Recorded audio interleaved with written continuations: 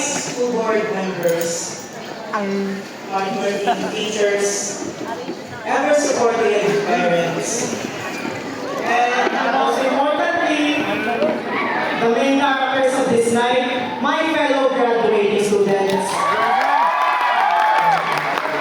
I wish you all a very pleasant evening today.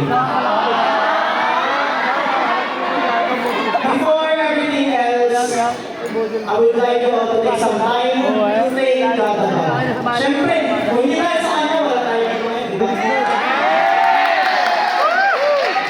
Huwag natin kalilimutan yung mga bagay na sa tingin natin parang imposible mangyari. Pero nangyari. Bakit? Dahil sa Diyos. So, let us all take some time to thank God, praise Him, to God the glory for all the things that He has done. First and foremost, let us congratulate ourselves. Sipin natin lahat ng mga pinagdaanan natin para makarating tayo sa moment na ito. Mga gating nagpuyat tayo, yung pagkalilang natin yung review ng mga quizzes and exams, all for this day. Let that sink into all of us. And tell yourselves, congrats, nandito ka na. So, alright. Andito na nga tayo. End of what people consider as the best chapter of their lives. Our high school life. Pero sa inyo guys, inyo ba ito nga ba yung happiest chapter of your life? Or is it still too early to say? So, anyways, whatever your answer is, I do hope that you have fun. May these moments of either of happiness and simplicity, or maybe complex and difficult situations, be things that we cherish along the way. Ika nga sabi ni Ted, may these things teach us that no matter how ridiculous the odds may seem, within us resides the power to overcome these challenges and achieve something great. That one day we will look back at where we started and be amazed by how far we have come.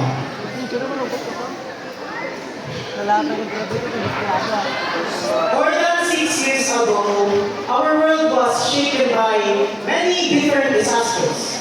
One of which that affected the world was the COVID-19 pandemic. And one of the things that it did was rob us from an experience that we deserve to feel. Graduation ceremony. It stripped us away our rights to celebrate it properly. Maybe yung iba sa inyo ay nakapatuloy graduation or katulad sa amin na wala ka nangyari. But, nonetheless, dito na tayo guys! Nag-graduate na tayo sa Ito. We are about to celebrate a brand new territory. One which we are not that acquainted with just yet. Some may go straight for a career, but for the most of us, we are about to step into higher education. For 4 years, I hope that we were able to make the most out of our already rough high school lives. I hope na na-study natin yung ating panahon sa mga bagay na worth it. Mga bagay na hindi namin sisisihan. Mga bagay na hindi na natin magagawa in the coming years.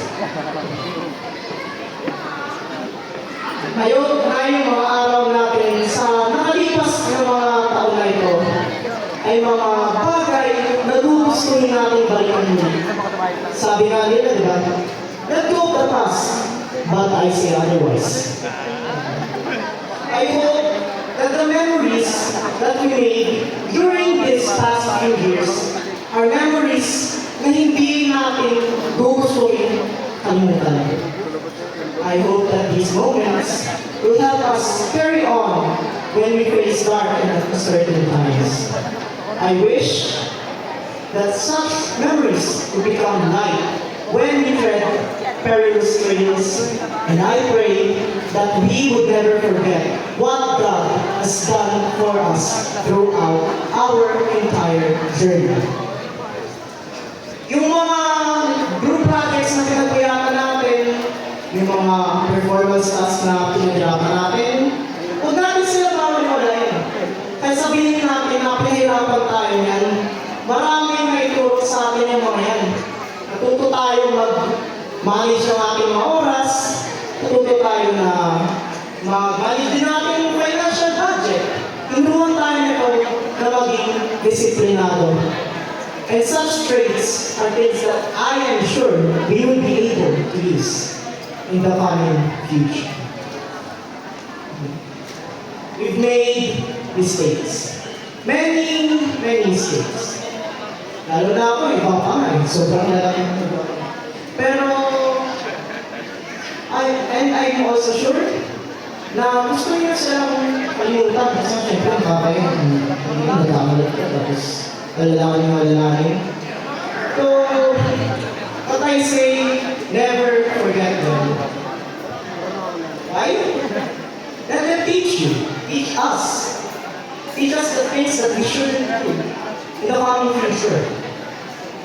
People say that experience is the best teacher. And there are many types of experiences. And the best among them when it comes to teaching us are our mistakes. Parte ng buhay natin yan. Natural, mangyayari at mangyayari yan sa atin. But, do not let your mistakes be the things to hold you back. Tao tayo. Meron tayo, mas malakas tayo sa mga pagkakamali na yan. Kasi, ang pagkakamali, ang mistakes, nangyari na yun eh. Nandun yun sa past mo, so, wala ka nang magbabago. Pero, we still have the present and the future to work with. Nagpabago tayo now. We are gifted by God the freedom of choice. So, nasa sa atin kung paano natin i-handle ang ating mistakes. And I believe that we are all strong enough to be able to develop from them.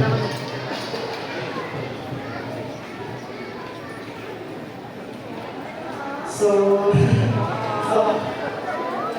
every time sabi ni Ma'am Mitch, pwede na personalize din. So, dito ko na ilalagay lahat ng mga kausawa and then what's the experience ko sa school. To my parents, okay, Daddy. Ayun. Salamat po. At ako yun yung pinangalak. Salamat Nakatingin sa akin. pinag-aaral. Salamat dito na namirahan at first place. Salamat dito kayo nagtakbo. Because if it wasn't for all of such decisions that they've made, walang mangyayari ng pag-classic culmination sa buhay natin.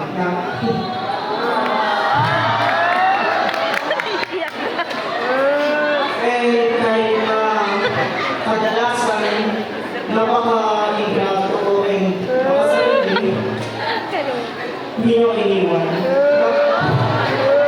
Not because of your obligation as a parents, but because of your heart. Not because hindi dahil ang magulang mo kayo, hindi dahil mahal. Di ba?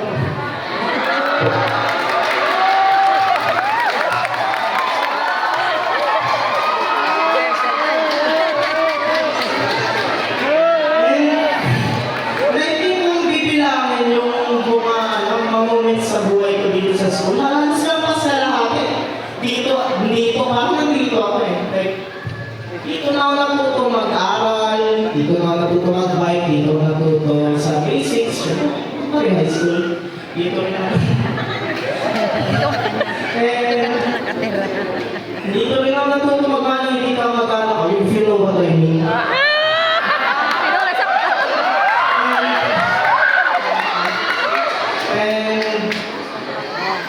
Dito lang maisip na after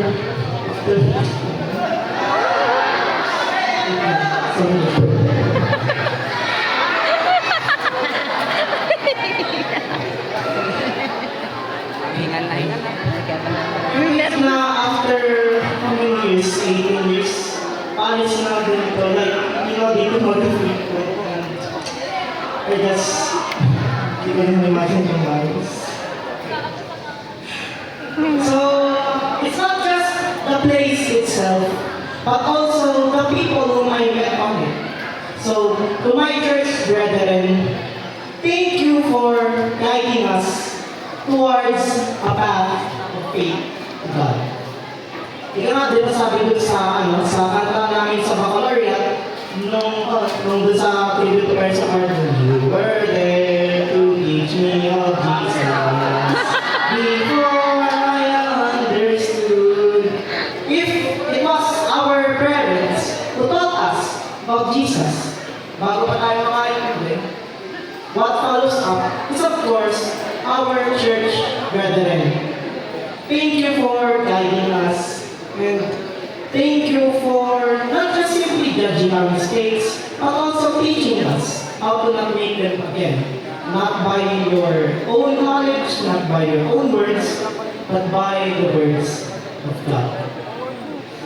And Lola, Tita, lamat pala nagpunta tayo para sa graduation ko.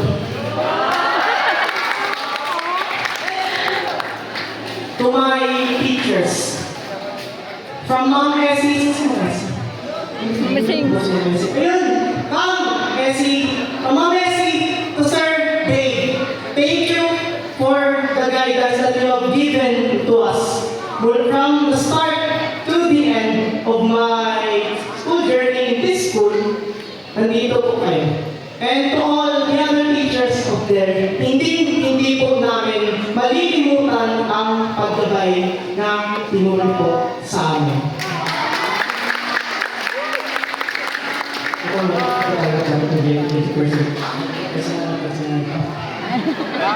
So, today, medyo mahaba. Thank you for being there. Thank you for being a major part of my life. Pag may problema, kasi ito na lagi mo sasabihin pag may problema ko eh. Kahit ilang beses natin na makakasal sa uba ako, makakasal. Pero di pa pa rin tayo. So, for that, I genuinely offer my gratitude. Oh my God.